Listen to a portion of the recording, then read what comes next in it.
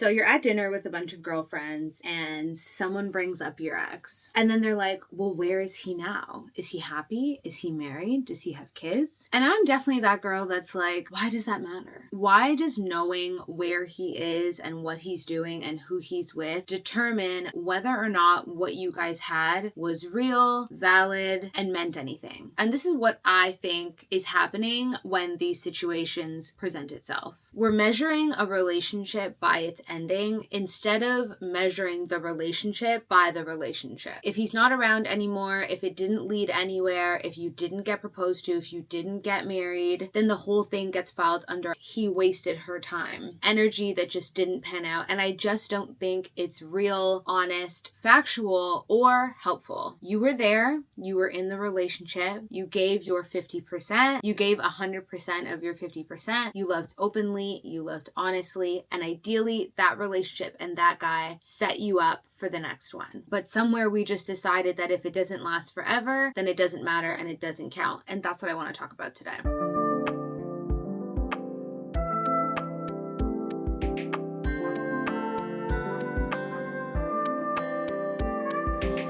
Good morning, and welcome back to the Sage Sorority. I'm your host, Shantel, and I hope you are having an amazing day and an amazing week. For those of you that are new here, welcome to the Sage Sorority. This is a weekly podcast where we discuss sisterhood, self-identity, reinvention, dating, and all things womanhood for women in their 30s and 40s. If you're new here, please consider subscribing, clicking that notification bell so you can be notified of whenever we upload new videos. Subscribe to us on Spotify and Apple Podcasts, and definitely follow us on Instagram and TikTok. All the links are in the show notes. As you can tell by today's title, today we're talking about something very specific that I have been saying in my private life and private circles for quite some time, but I figured it was time to bring it to the pod and bring it to the audience. And that is, I do not believe that relationships should be graded solely by their outcome.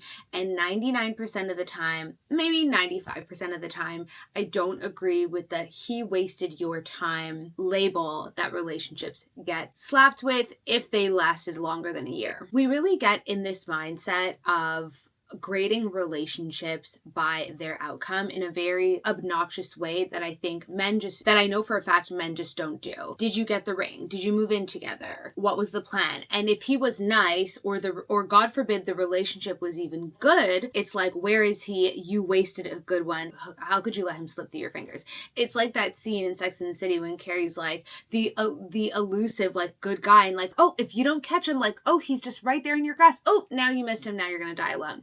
And I do feel like that rhetoric is still just as lively and as buoyant as ever. And as buoyant, is that the word? Yes, as ever. And we got to pick it apart a little bit today. And I want to challenge you because I think a huge part of what we're actually supposed to learn in relationships, especially as women, is actually how to be present in them and focus on what is happening in front of us and not some future goal that we have that ends up overriding a lot of our better judgment and ultimately our happiness. That your relationship can have inherent deep value even if it doesn't last forever and even if the duration is short. I want to talk more about the pervasive narrative, heavy on pervasive, that really doesn't escape you regardless of race, socioeconomics, age, whatever. And that is that you meet someone, you fall in love, maybe you're 19, maybe you're 29, maybe you're 35, you have a stretch of time together, you show up, you invest, you make space for him, he makes space for you, and then one day it ends, right? The relationship ends. Maybe he leaves, maybe he cheats, maybe you leave because XYZ isn't working for you anymore, you've fallen out of love, whatever the reasoning is, right? You wanted different things. The reason really doesn't matter as much as what happens next. And it's really like the story that we tell ourselves about said relationship. I wasted 3 years. I should have known better. I ignored red flags. I can't believe I gave him this much of me. And some of those are valid, right? I think if you are ignoring red flags, always valid.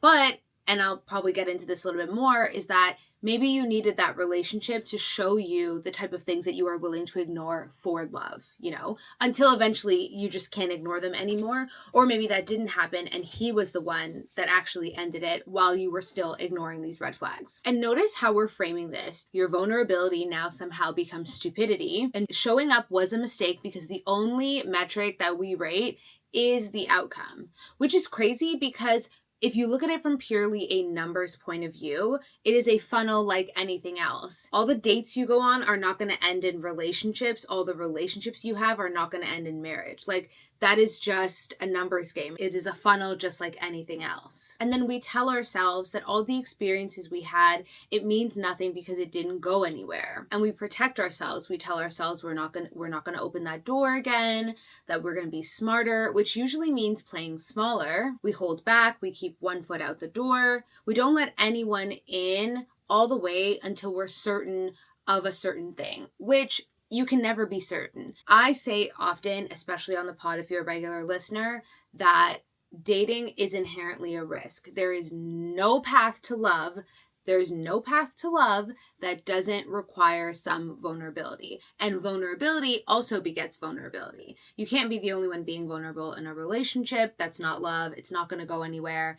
And also, you have to be willing to be vulnerable to receive vulnerability out of somebody. You being confident to speak your truth also then gives the pathway for someone else to do the same. Not always, but that's genuinely how it works, regardless of the intimacy level in your relationship. That could be coworkers, that could be family, that could be friends, whatever. And that perceived protection can steer into isolation if you're not careful. And this is something that if you've had really tragic breakups or you've had negative experiences, but you still believe in love, that is something that you literally have to guard your heart and brain against. But unfortunately with love, you can't just say you're going to love with a guarantee. That doesn't really work.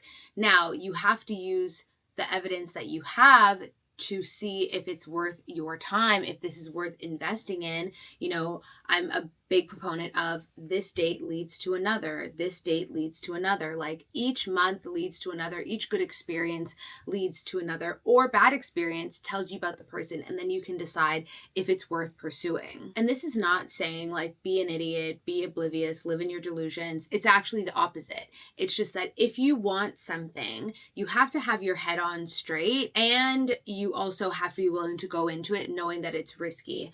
But it doesn't mean that it wasn't worth the effort. We all learn things through different ways. And I'm a big proponent of saying like, sometimes you're going to get your lesson more than once, especially if you just refuse to listen. Relationships are like that as well. So there is no wasting time because it's obviously a lesson that you needed to learn or part of the woman that you needed to become. Let's say you have a relationship and it went well, right? Let's say you guys split up because you want to get married and have children and he's not sure if that's a path for him. Let's just say that. But in the relationship, you felt lighter, you felt more joyful, you felt happy, you felt loved on, you guys laughed together, you guys had shared hobbies together, you had a good experience overall. That is not nothing. That is not wasted time.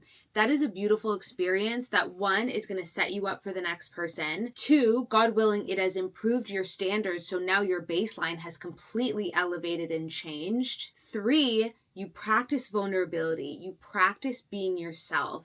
Hopefully you see yourself in a much more positive light. You essentially practice loving someone without a safety net because that's what love requires. It requires you to be brave. This is completely separate from the outcome of marriage or any other outcome that you're looking for. So when we say it's wasted, it implies that none of that matters and none of that counts.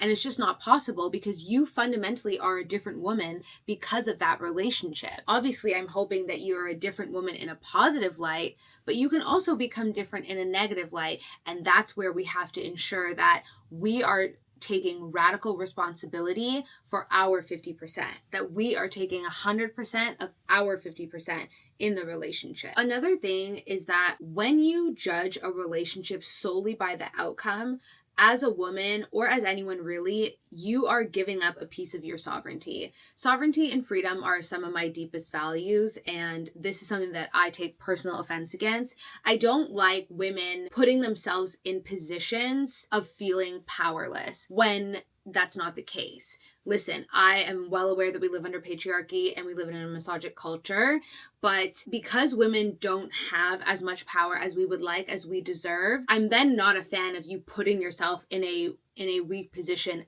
voluntarily. Does that make sense? And you saying that this relationship essentially has no value because you didn't get a ring, I just feel like you're taking what could be good, what could be a learning experience, what could be valuable for you, and you're just putting it in a guy's hands. I know that men are essentially the gatekeepers of a relationship and marriage because they propose, similar to how women are the gatekeepers of sex, but I don't know. I just don't think that's really helpful. And it doesn't put you in any position of power, and it doesn't make you feel any better. It makes you feel like a victim. And I think when women do that, you give up the power to decide what is right and what had meaning for your own life. A woman who is sovereign gets to decide what matters to her and how instances shape her, ideally for the better. You get to own your choices, really, without someone needing to validate them. And that's really the shift that I'm talking about. My relationship only matters if it lasted or if it ended in marriage, to my relationship mattered because I was fully present and I was being myself. It goes from, I need this man to stay to prove that I made the right choice, to I made the right choice because I was brave enough to go for it and be present, and I was honest with myself 100% of the way, and how long it lasted does not change that. And once you claim sovereignty over your relationships, over your choices, first of all, life is sweeter on this side, I'm telling you. But once you do, you can't go back to just like blaming men for things that they don't have full responsibility over. He didn't waste your time if you decide that that time was valuable and what you gained from it mattered. You own all of it now, all of your experience, the good, the bad, the ugly, the beginning, and the ending. And sometimes that can be tough to swallow, but that's also where freedom lies. You really can't have one without the other. And I want to be very clear, I am not saying that all relationships are the same. So before you get in the comments or bring out your pitchforks, I am absolutely not saying that. There are absolutely instances where a man could, in fact, waste your time. If he's lying to you, if he's telling you things are going to happen and they don't happen, if he's setting you up for failure, absolutely, that is someone who is deceitful and is not being honest and truthful and respectful to you. Where I would challenge you is I would say, if this person is doing this now in your relationship, and whenever now is 6 months, 1 year, 5 years, whatever, what were they doing the entire time? Chances are, if we're being real, they've kind of been doing that the whole time. People don't just pop out new, often out of nowhere. They tend to have patterns and they tend to leave crumbs. So my feedback to that would be, what were you glazing over and ignoring? And now it's becoming a little too large for you to ignore. It's not an attack. It is a challenge, and I encourage you to ask yourself and to journal about it. At the end of the day, some relationships end because they need to end. Their time is up. Whatever had to happen or did happen is now over. Sometimes people are unkind. Sometimes men are emotionally unavailable. Sometimes you stayed too long because you were hoping he would change, you were hoping the situation would get better, or because you didn't believe you deserved better. And also, low-key, high-key, a lot of women are in relationships because they're in survival mode. Those are real stories, and I want to honor that they are, in fact, difficult decisions to make. But even in those cases, the ending doesn't erase what you've learned. And if you can't take away anything real from a relationship, that is a big problem. And I would go so far to say that is a big problem that you have with yourself. It doesn't make your resilience any less real. It doesn't make your love any less real. You didn't waste time surviving something that was somewhat difficult. You were building the capacity to recognize better and ideally do better the next time. And that really matters, specifically if you are trying to get to your pot of gold at the end of the rainbow, which is a happy and healthy marriage. Accountability is very important. You got to look at what worked. You got to look at what didn't work. You got to look at how you felt. You got to look at what he was saying versus what he was doing. You got to look at what you were ignoring. You got to look at the patterns. But that doesn't mean that you just chalk everything up to being a mistake. And that doesn't mean you chalk everything up to it being his fault. And again, we can only do so much. You can only own 100% of your 50%. And within that, what does that mean? Getting information up front, not being afraid to ask the hard questions, calling a red flag for what it is, and being radically honest about yourself. Leaving quicker. Say it with me, leaving quicker. A red flag is not going to just disappear and or turn green because you love him. It doesn't work like that. Realizing that you cannot change a person. You can't do it. You can't change a man. A change can only come from within, and you should know that because think of how many times you've probably tried to change yourself. It is hard work, and it can only be done by someone who is thoroughly interested in changing themselves. You cannot change a man, full stop. You can inspire a man, and through that he changes himself, but you cannot do it for him. Honoring your boundaries and knowing what they are so you do not stay in relationships that don't serve you, that don't make you happy, that make you fearful, etc., etc. Grieve relationships that don't work out and give yourself space and time to heal. Do not rebound. I'm sorry. Most people I know who rebound just end up swinging the pendulum too far in the wrong direction. So now they're with this person who has all these traits that the other person didn't have, but because they're so focused on those new traits, they're ignoring everything else. Don't do that. And for my girlies out there that are chronically in relationships, I'm speaking to you. And finally, what I believe is the biggest hack and lesson to knowing better and doing better is knowing yourself so deeply, you're good, you're bad, you're ugly, as I always say, so that you can truly recognize what you need in a relationship and what you don't need and moving accordingly. This is thoroughly just about a relationship reframe. And I really think that it's empowering for women to own that narrative and own their own sovereignty in relationships. Relationships can serve you regardless of the outcome. They do serve you regardless of the outcome. Part of the woman that I am is because of the relationships that I've had that haven't lasted. They have shaped me. They have inspired me. They have made me feel things that I never thought possible.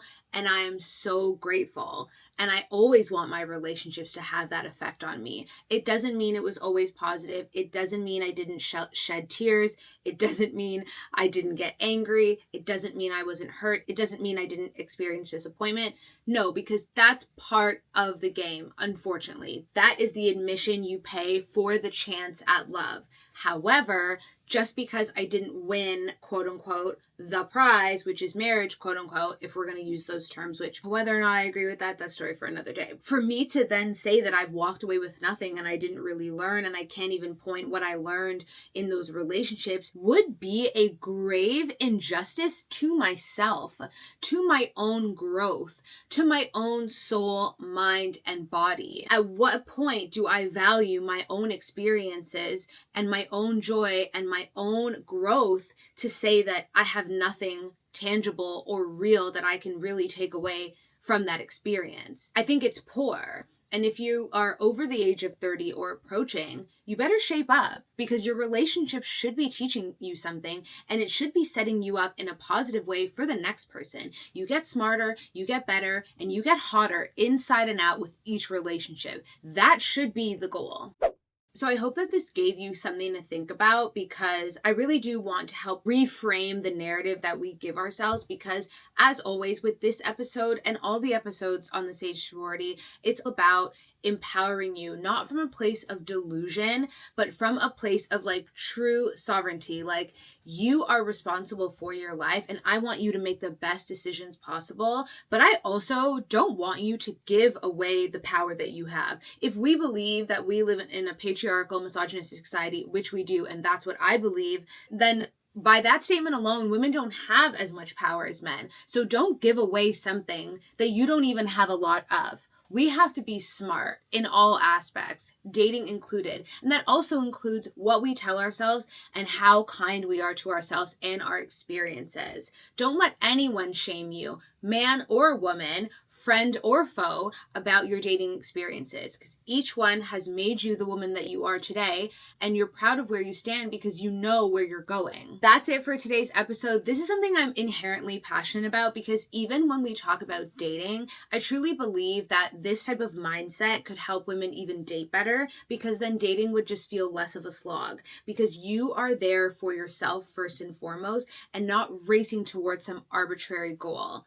It's a funnel like anything else. So you might as well enjoy the ride while you have the experience and keep your eyes and ears open no matter what. I hope you guys enjoyed this episode. If you did, you know where to tell me and leave me some love. All our social links are in the show notes and in the description box down below. I love you guys so much. Take care of yourselves and each other, and I'll talk to you next week. Bye.